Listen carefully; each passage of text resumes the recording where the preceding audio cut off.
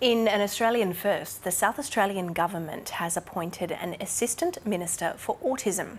Emily Burke has been tasked with improving the lives of people with the neurological condition and their families and carers. Emily Burke joins us now from Adelaide, along with Alana Leonard, whose 8-year-old son Henry has autism with a severe sensory processing and expressive language disorder.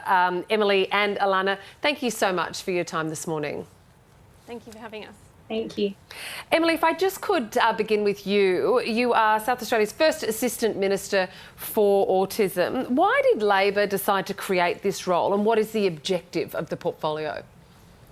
Yeah, thank you. I guess this isn't really about, being a national first or a state first, or even we're finding out that it could be a world first. It really is about the many, many faces that are behind the creation of this role. The Premier, in the lead up to the last election, held countless forums with the autistic and the autism community, and they were booked out time and time again because it really reinforced that people were just sick of talking about it, that they wanted to have change. And we know we can only create change when we build knowledge.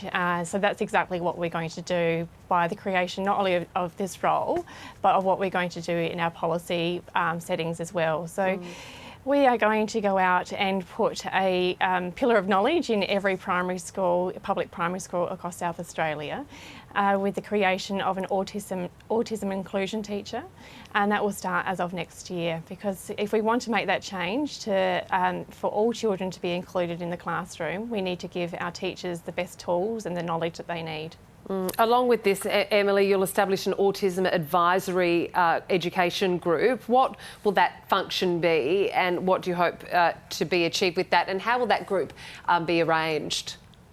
Yeah, so the group has been arranged to support, to give voice to the autistic and the autism community, but also to be a driver of this policy. My role has created an opportunity for their voices to be heard by giving, I guess, a vehicle, and we will have many, many drivers of who will be providing advice and direction about what this policy can look like. So we are working very, very closely with the autistic and the autism community to make sure that we get this right. Alana, you are mum to 8-year-old Henry. As we mentioned, he was diagnosed with autism 5 years ago. How does it make you feel hearing what Emily is saying with the intention of this role and this ministerial role, Assistant Minister for Autism? I'm very excited that we have Emily supporting autistic people and the autism community. It can be very isolating having an autistic child and extremely difficult when it comes to finding the best schooling options. And I'm really excited for the future, not just for education and what Emily and the state government is proposing for education, but also the wider scope of what Emily's role can do for the autistic community. Can you tell me a little bit about what yours and both Henry's journey has been like, perhaps the struggles that you might have faced, and how this role might materially impact on Henry's education and life journey from now? Sure. So we started noticing some pretty significant differences with Henry when he was about 18 months, 2 years old, around that time. We started him on speech therapy and occupational therapy at that time, and we then had to wait quite a while for him to be diagnosed. During those early years, it was really tough. It was tough for my husband and I. We weren't sure what was happening. Henry wasn't able to communicate what was happening for him, and he was quite often very distressed. And it was isolating. You know, his anxiety was very, very high. It was hard to leave the house. And my network around me also didn't know really how to support me, because I didn't know what I needed and I didn't know what Henry needed. And going forward, I know that you counsel parents also with children living with autism. What's the feedback been from that community so far?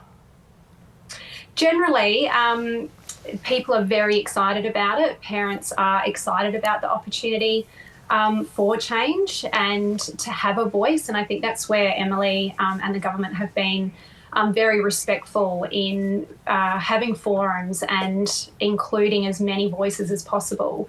But yes, I think particularly with education, the feedback from my clients are that they're very excited to see changes and in the education system for their children. Emily, what do you see as the greatest challenges in achieving the objectives of this role?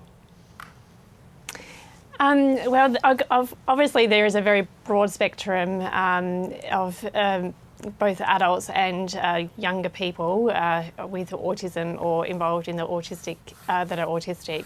So I guess it's really making sure that we have the policies to support everyone in our community, and we're starting in our schools because we think that education is the greatest equaliser. So we're going to start in our schools, but there are many policies that will follow. This is our starting point. So we're also going to be rolling out a autism-friendly charter that will go out to all of our departments because the government is the largest employer. So we're going to start in our workplaces as well by creating that change of what is autism, you know, building that knowledge in our workplaces as well, because that's also important.